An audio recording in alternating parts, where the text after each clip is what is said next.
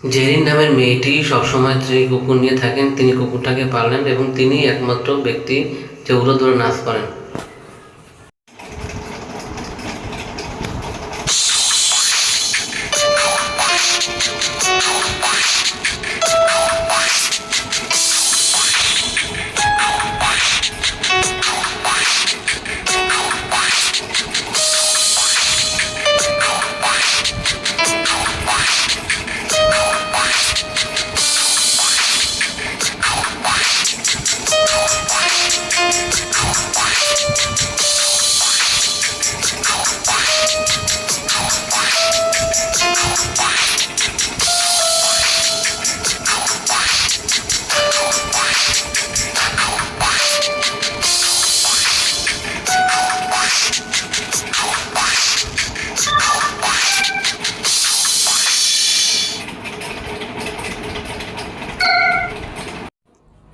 এই মেয়ে, আমি তোমার নাচ দেখেছি। আমি তো একমাত্র পৃথিবীর ব্যক্তি যে কি না উড়োদুড়ো নাচ পারি, আর তুমি এটা কি দেখলে? হ্যাঁ, তুমি তোমার নাচটা হয় না, তুমি কি আমার উড়োদুড়ো নাচ দেখবে? হ্যাঁ, তুমি কি দেখতে চাও?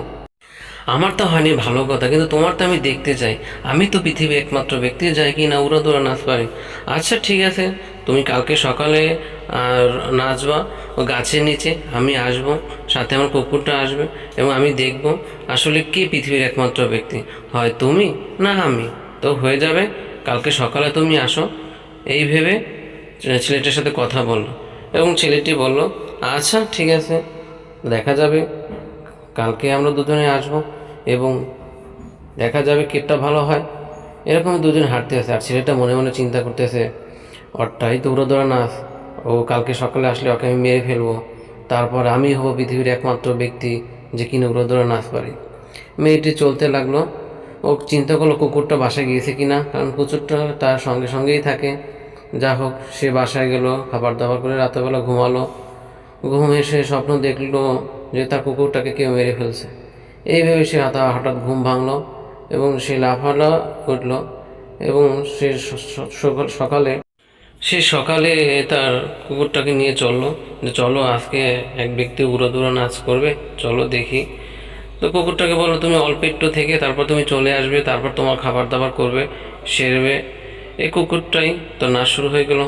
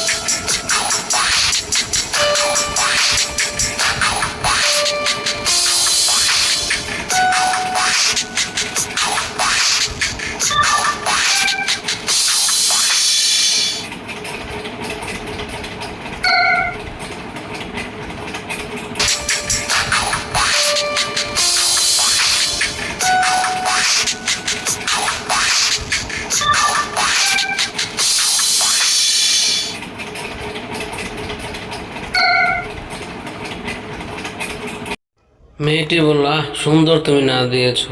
তোমার নাচ আমি এতক্ষণ দেখেছি, আমার টমিও দেখেছে, খুব আমরা দুজন উপভোগ করেছি, সত্যিই সুন্দর নাচ। এই বলে টমি চলে গেল। বললো, আশেপাশে কেউ নাই, এখন তোকে মেরে ফেলতে হবে। এই বলে সে পিছন থেকে ছুরি নিয়ে জেনকে মারলো। এবার জেন বললো, বাঁচাও বাঁচাও বাঁচাও। এখন বললো, হ্যাঁ মেরে গেছে, এখন আমি একমাত্র পৃথিবীর ব্যক্তি যে উড়াদুরা নাচ পারে। এখন সে বাসায় জেরিনকে খুঁজতেছে, কুকুরটা তার বিশ্বস্ত কুকুর কোথাও পাচ্ছে না, কোথাও পাচ্ছে না। বাড়ি ঘর 2 দিন হলো, কোনো খোঁজ খবর নাই। তন্মধ্যে তা বলল, ডক সাহেব, তোমার মালিককে একটা ছেলে মারছে। এই ভেবে সে চিৎকার করলো যে ওই ছেলেটাই হবে। তারপর তাকে পাকড়াও করলো, পাকড়াও করতেছে, দৌড়াতে আছে যে মালিক আমাকে 2 বেলা 3 বেলা আমাকে খাবার দিয়েছে, আর তুই তাকে মারছ। এই বলে সে সজোরে চিৎকার করতে লাগলো এবং দৌড়াতে লাগলো।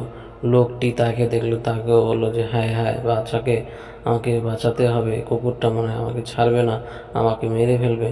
আল্লাহ, আমি পৃথিবীর একমাত্র উড়াদৌড়া নাচ ব্যক্তিত্ব, সে আমাকে কুকুরটা মেরে ফেলবে। কুকুর আমাকে মারিস না, আমাকে মারিস না, এই বলে লোকটা চিৎকার করে দৌড়তে থাকো। কুকুরটাও তার মালিকের প্রতিশোধ নেবে এই ভেবে সেও তার দৌড়াতে লাগলো। দৌড়াতে লোকটা একসময় খুব ক্লান্ত বোধ করলো।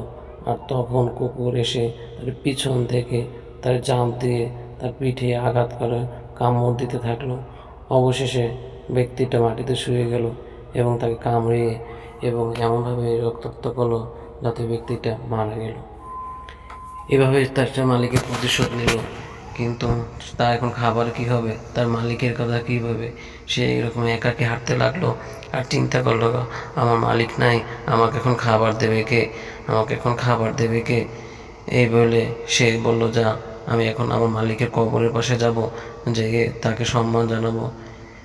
সে এরকমের নিশ্চিন্তে নির্দ্বিধায় সে বাসে না যে তাকে হত্যার প্রতিশোধ নিয়ে তার মালিককে বলবে। মালিকের কবরের পাশে সারা রাত সে থাকবে, তার মালিকের জন্য কান্নাকাটি করবে। সে আসলো এবং মালিকের কবরের পাশে বসলো, বসে চিৎকার করতে লাগলো যে মালিক, তোমার খুনি সেই ব্যক্তিকে আমি মেরে ফেলেছি, তোমার খুনের আমি প্রতিশোধ নিয়েছি। এই ভেবে কুকুরটা চিৎকার করলো আর মনে মনে কাঁদতে লাগলো, আমার এখন মালিকে কি হবে, আমার খাবার দাবার কে দেবে? সে সারা রাত সারা দিন এরকম তার কবরের পাশে শুয়ে থাকে আর তার মালিকের জন্য দোয়া করে আর চিৎকার করে বলে, মালিক, আমি আপনার প্রতিশোধ নিয়েছি।